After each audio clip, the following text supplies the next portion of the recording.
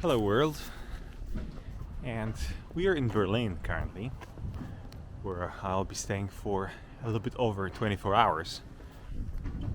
It's already 8:30 in the morning and I arrived just 10 minutes ago.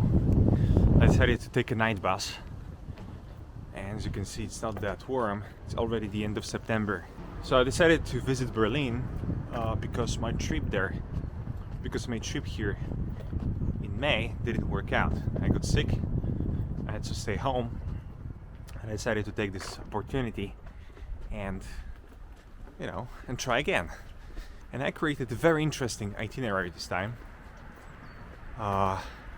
First we'll start from some breakfast and coffee in a Persian bookshop, and from there we'll try to combine history with pop art, street art, some museums. I'll try to visit as much as possible today. I'll have several sunny hours and we'll see how it works. Currently I'm on my way from the Südkreuz, or whatever you pronounce it, station. It's a short walk, and then I'm taking a U-Bahn or subway, and I'm planning to be at the Persian bookshop when they open. Quick breakfast and we'll hit the road, guys. So I'll speak to you from there. Cheers. So I took the night Flixbus to Berlin for a beautiful fall weekend. The plan? To soak out that modern vibe, see some street art, and just wander without pressure. From Südkreuz, I walked towards Schöneberg, hunting for breakfast.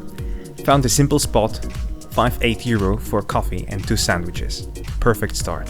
And here's the first street art I found. It's by Berlin Kidz, a graffiti crew famous for painting entire trains and rappelling down buildings to do massive murals. They've been active since the late 1990s, and their style is all about rebellion and urban energy. We'll spot another one of their works later. Next stop, a Persian bookshop and café by the S49 ring, the circle line that loops around Berlin. The station outside smelled like the aftermath of a Friday night, but once I walked in, total contrast. This is Hedayat Persische Café Buchhandlung, a cozy cultural space with tea, books and Persian art. I ordered a traditional Persian tea, which gave me energy to keep going. And even I found 2 books, including one by Abbas Marufi, one of my favorite authors.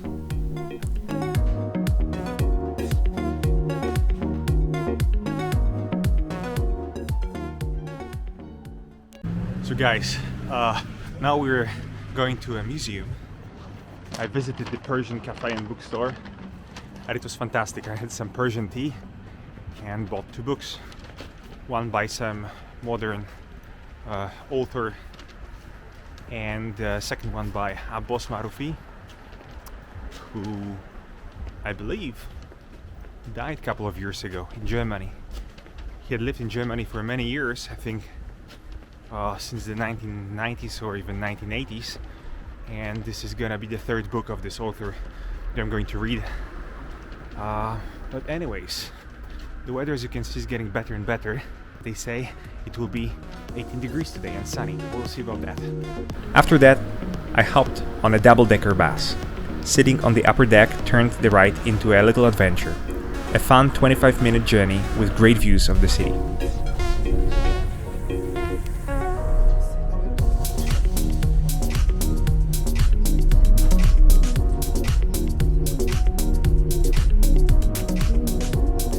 From there, I went to the Neue Nationalgalerie, designed by Ludwig Mies van der Rohe, and opened in 1968. It's a masterpiece of modernist architecture.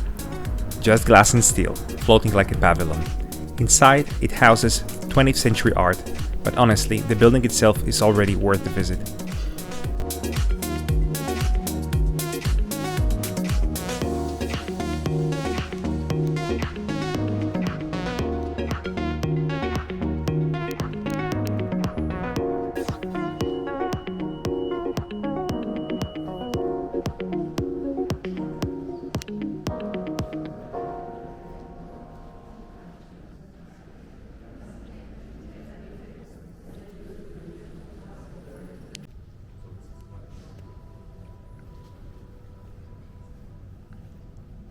the gallery you can see behind my back. It was very interesting. I think it costs 14 euros for the permanent exhibition, and you'll be able to see the modern art after 1945. It's divided into several sections, starting in from 45 and then continuing up to the present times. Anyways, now we're going for a short walk. Next door is the Berliner Philharmonie, built in 1963. Its golden tent-shaped roof was radical at the time, but the concert hall is considered one of the best acoustically in the world. Nearby, Lindenbräu and Potsdamer Platz mixes Bavarian beer hall tradition with bold, modern architecture. Glass, brick and steel.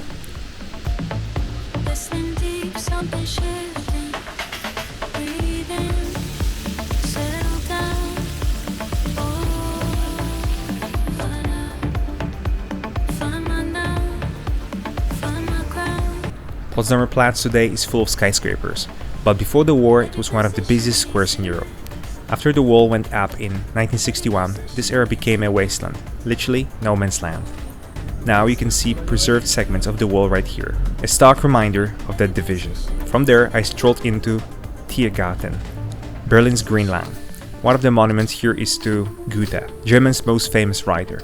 The statue was unveiled in 1880 and shows him surrounded by allegorical figures of drama, lyric and science.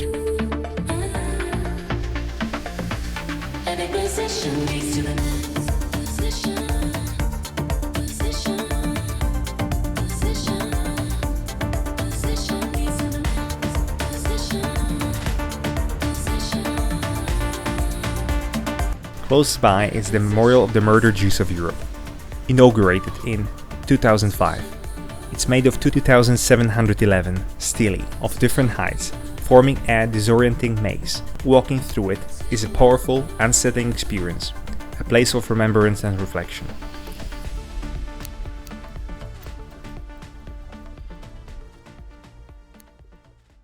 By then I was starving, so I grabbed a real Berlin classic, a döner kebab. This one from Gate Kebab was 8 euros and tasted amazing. Of course, you can skip the Brandenburg Gate. Completed in 1791, it's a neoclassical, triumphal arch that became a symbol of Berlin itself. It's seen everything, from Napoleon marching through it to being part of the Berlin Wall border, to celebrations after reunification in 1989. Just a short walk away is the Reichstag, built in 1894 for the German parliament. It was set on fire in 1933, heavily damaged during World War II, and then restored with its famous glass dome by Norman Foster in the 1990s. Today is the seat of Bundestag and one of Berlin's most visited landmarks.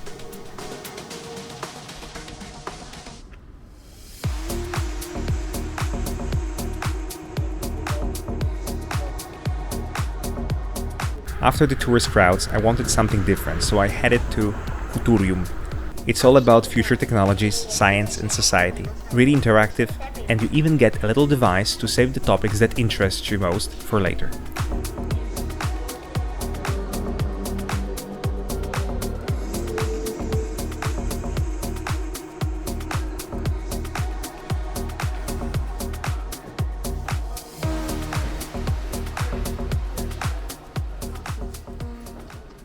On the way I passed the Boros collection, a World War II bunker turned into a private contemporary art museum.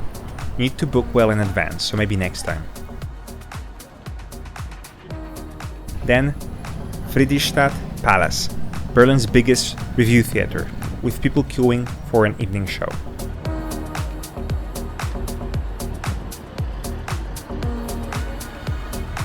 Another highlight, Fotografiska Berlin. Entry is 15 euro, but the exhibitions blew me away. Helge Paris, who documented everyday East Germany life, Feng Li, with surreal street photography, and Cooper and Gorfer's dramatic series Hysteria. The building also has a gorgeous restaurant and bar, worth a stop even just for that.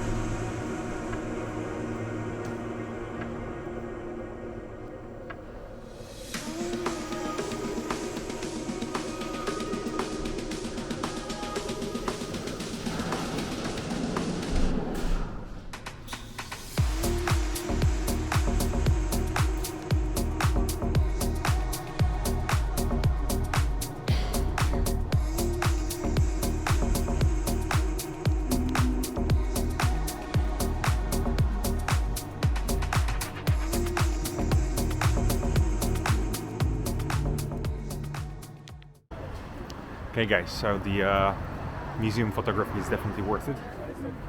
And there are 3 floors. I mean, in total there are 5 floors, but 3 floors you can visit, and there are several contemporary exhibitions. There's a restaurant, there's a bar. I can totally recommend it. And I took one souvenir. There was a photo booth. You can take a photo and print it for $2.50, and it applies some funny filters. So I guess that apart from these books in Persian, it will be my souvenir from Berlin. So now we're going to discover even more street art. So I hope you're enjoying it so far. And yeah, it's already, I think, 4 p.m. Later I passed the new synagogue, built in 1866 with its striking golden dome. It was badly damaged during Kristallnacht and World War II, but parts have been restored and now house the Centrum Judaicum. Then Monbijoupark, where people were grilling and relaxing. And of course I couldn't resist trying a currywurst. €5, another Berlin classic.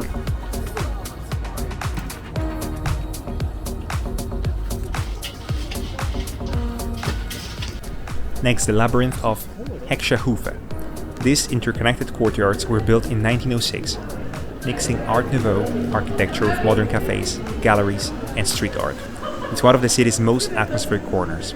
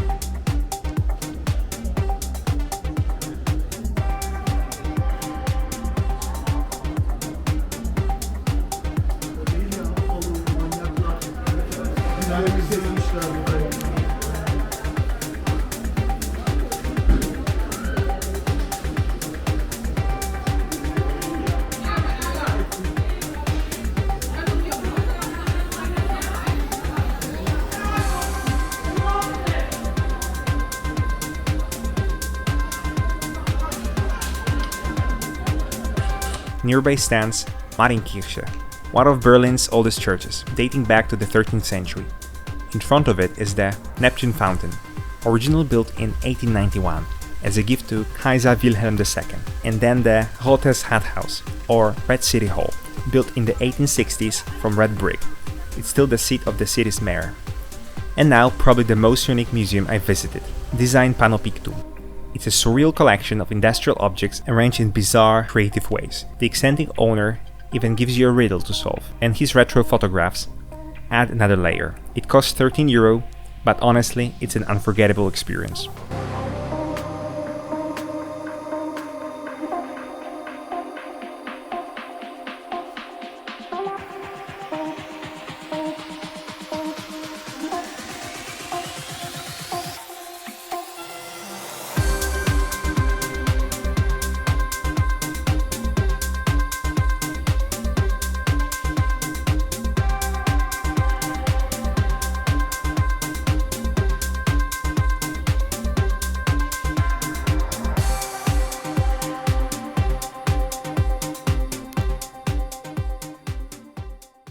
Alright, so I just visited one of the weirdest but also most creative museums in my life, and it was the Surreal Museum for Industrial Objects, which is situated in the very close to the Alexanderplatz. Wow, €13. Some people said that it was a lot, but it was an interesting riddle involved in the whole experience. And I'd say that it was very, very inspiring. So I can recommend it. Now I'm trying to look for some place just to chill for the next hour or so. And then the plan is to admire beautiful sunset in around an hour. And then I think I'll just go to my hostel, which is situated in Kreuzberg, which is very close to the place where I'm going now. But we'll see about that, because I need to leave my backpack and check in. Anyways, behind me you can see the TV tower. Can you see it? Probably not. Yeah, because of the background. Yeah, so far so good. It's been a fantastic adventure. Oh, and I tried the currywurst. It was so-so. Maybe the one that I tried wasn't that tasty, but I've tried better things. Okay, guys, see you soon.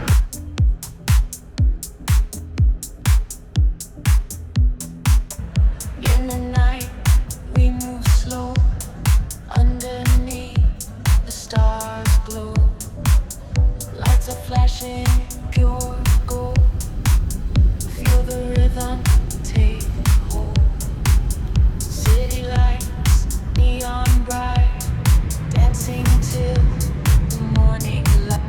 I ended the day at Holzmarkt 25. It's a riverside cultural village. Bars, food stalls, art spaces, all with a laid-back bohemian vibe. Perfect way to wind down the day. Rhythms make us come alive. Echoes in the dark night air. Lose ourselves without a care.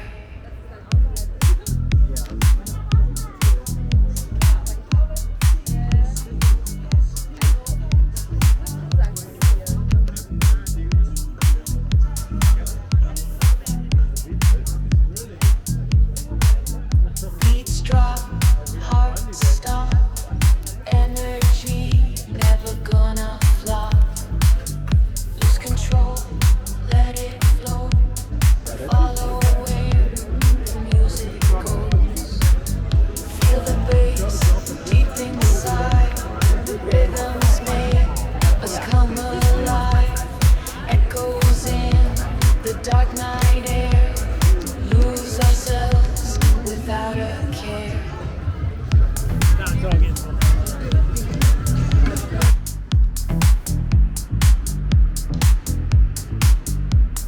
And finally, the hostel. One of those massive ones you find all over Europe. Big common area with a bar, cheap food options, and a steady flow of travelers from every corner of the world. After a long day, I needed some rest.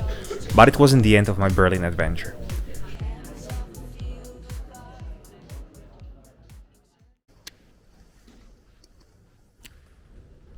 Right, guys, so it's time to start a new day. Look at this hostel, by the way, behind me.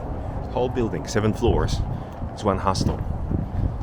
And yesterday I went out. There's supposed to be a concert, but I was so tired that literally I don't think that I recorded anything. Maybe I'll just post some photos from last night. I guess that I needed some sleep, and I slept for 8 hours straight. Look at that. It's gigantic, but it's great. It's one of those massive hostels that you can find all over Europe in the biggest cities.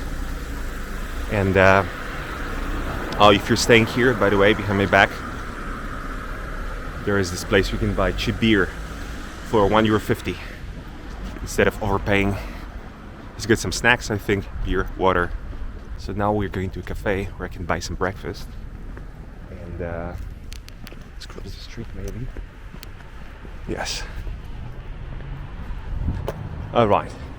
So that's the plan. Then some more street art, and then 2 museums that are actually very, very close. By the way, if you look at the street, well, look at this place behind me. I remember that around 13 years ago, during my first Berlin adventure, there used to be a squad there. Now it's there on the other side of the street. Let me show you. I woke up early to make the best out of my stay. First stop, the East Side Gallery. It's the longest remaining stretch of the Berlin Wall, covered in incredible graffiti and murals. The most famous one, that surreal painting of Brezhnev kissing Honecker, probably Berlin's most iconic street art.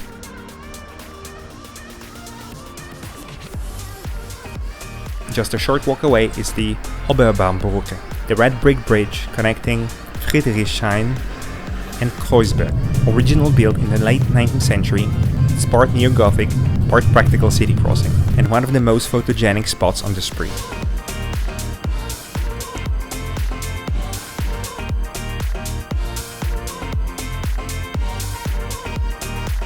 Then Gorlice Park. On the surface, it's full of people hanging out, playing music and picnicking. But it also has a bit of a reputation, loads of dealers around. Still, it's a real Kreuzberg experience.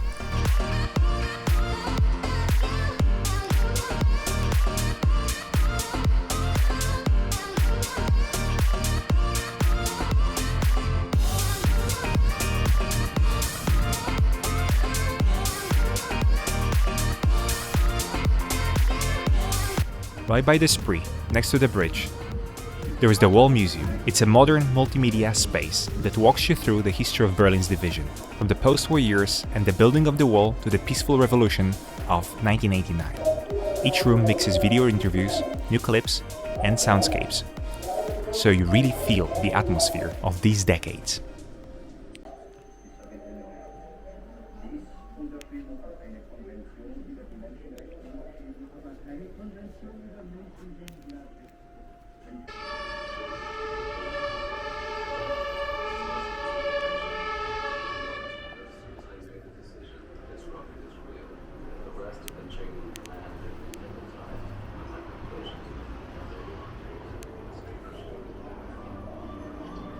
Close by is Urban Spree, a cultural space mixing graffiti, live music, art shows, and beer gardens. And on Sundays, the vibe gets even better with the flea market next door. Clothes, vintage cameras, handmade jewelry, I couldn't resist. Picked up a pair of sunglasses I'll probably be wearing for the rest of the trip.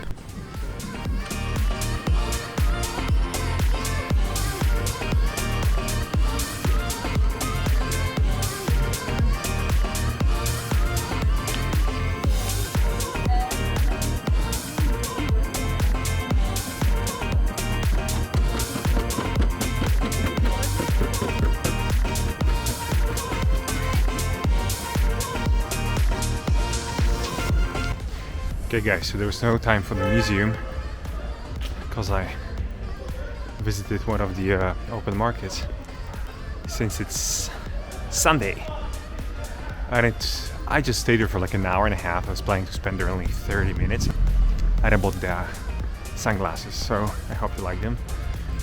They're great, really good quality. So now we are going to visit one more place, and maybe a cafe, and then slowly we'll be heading towards the bus station. There's another bus station, ZOB, so I'm glad I checked it because there would be a massive problem if I were going to the same bus station as yesterday. So yeah. Heading east, the scale changes. Frankfurter Tor, with its two Stalinist towers topped by green domes, was built in the 1950s as part of Karl-Marx-Allee, East Berlin's Grand Socialist Boulevard. It was designed to impress. Wide avenues, monumental housing blocks, and architecture meant to showcase the strength of the GDR. Walking there, you can really feel the contrast with the bohemian Kreuzberg just a few metro stops away. Just nearby stands Cosmos, once East Berlin's largest cinema. Opened in 1962, it could seat over 1,000 people and was the go-to venue for state premieres and political events. Today it's used for conferences and exhibitions, but its socialist modernist facade still radiates the Cold War atmosphere. I finished my visit to East Berlin with a late lunch before heading back to the bus station. It was one of the most fantastic and most intense weekends away this year. Even if you don't have much time, Berlin is absolutely worth it. The city is also a true mecca for street and pop art lovers, and I'll be back in spring to see the rest of what I missed.